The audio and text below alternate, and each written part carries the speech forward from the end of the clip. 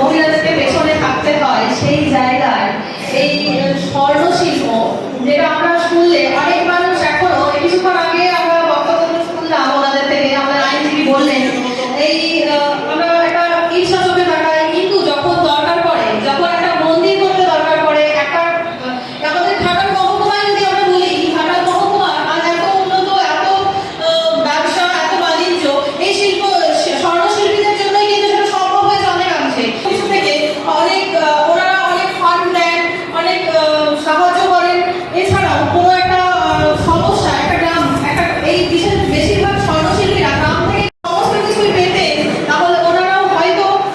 যে আর বাকি পাঁচজন এই জায়গাটা যেতে পারতেন, কিন্তু আজ ওনারা আছেন বললেই আমাদের সমাজ ঠিক এতখানি ওপরে গেছে। ওনাদের একটা বিশেষ ভূমিকায় স্বর্ণশিল্প ছাড়া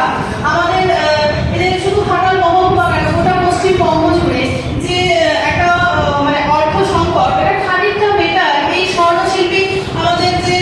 ভাই দাদা এনারা আছে, এনারা অনেকটা অর্থ সংকট মেটায় চোখের সামনে। তো আজকের অনুষ্ঠানে আমরা প্রত্যেক স্বর্ণশিল্পীকে একটি গোলাপ ফুল দিয়ে স্বাগত জানিয়েছি। গোলাপ আমাদের সকলের প্রতি একটি ফুল, যার সৌন্দর্যে আমরা মুগ্ধ হই, যার গন্ধে শান্তি খুঁজে পাই, কিন্তু আমরা কি ভাবি এই সৌন্দর্য